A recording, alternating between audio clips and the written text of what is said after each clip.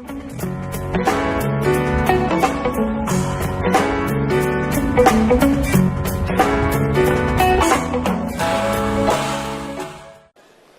Sam Biondo. We are at the MAPEI stand.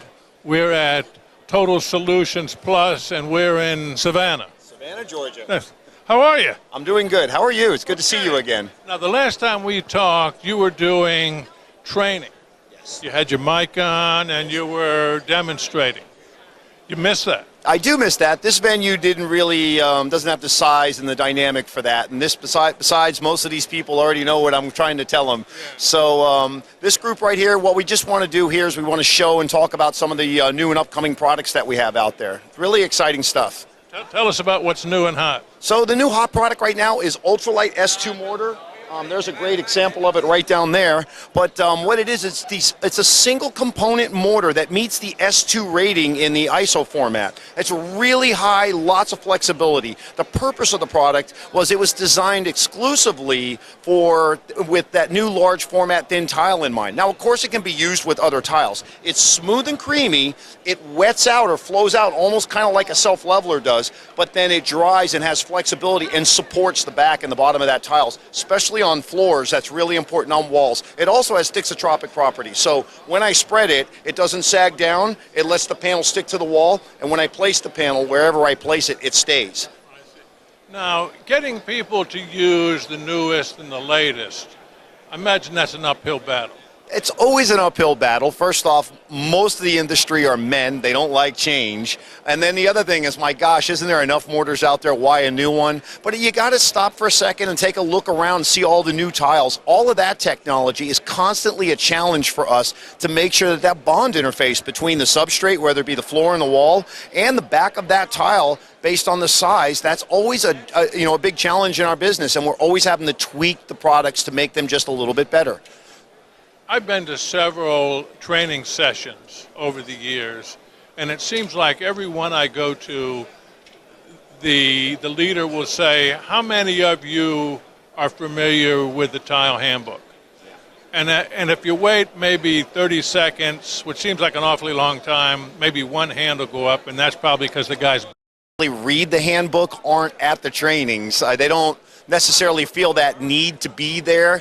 I do appreciate the fact that the people are there or maybe willing to listen, and the fact that they're honest enough that they don't look at the handbook. I'm still shocked at how many people, when I mention a handbook, didn't even know there was a handbook. As an industry as a whole, we have to figure out how to get that information out there better. I heard something interesting today, and I think I'm going to go back to my company and propose it, would be about training, going to high schools and just talking to those kids on career day about, hey, you don't have to go to college. Get trained. You can come in here. You can get into the flooring business. You can make a great living, work with fantastic people, and there's a lot of self-fulfillment in taking an ugly floor and making it look beautiful. I had somebody from the Georgia State School Board on just a couple of weeks ago, and they go into high schools and do exactly what you said. Let them know the jobs that are available out there. That's the time to do it. Right. That is the time to do it while they're young. Plant that seed, and then let it be their idea. Don't get somebody who maybe from a financial situation got trapped into that position. This isn't the job they wanted. Let it marinate, let it sink in, let them start paying attention. Hey, I could do that. That's a really good looking floor, and I could be the one that does that and makes that happen.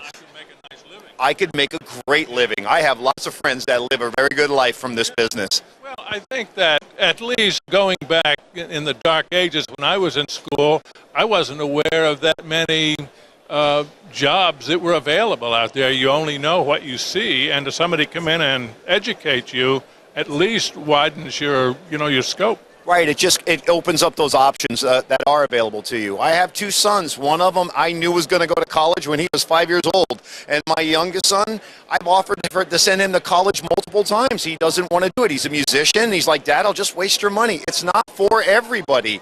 And the sooner we realize that and the kids realize that, let's give them some other options out there to help build a business. And out of those, some rock stars are going to rise to the top, and maybe not so good installers will be there. But at least we got to make that happen. Now, there's lots of new tile out there, lots of new, much different from the old days. I have to imagine a lot of that is being installed improperly. Yeah, maybe improperly is a strong word, but maybe there's better methods or better ways of doing that. And again, and that's part of the manufacturer's responsibility is to go ahead and introduce. That's why we do those trade shows and I do those trainings. You're looking at this type of tile. This is a great product to install it with. Here's why.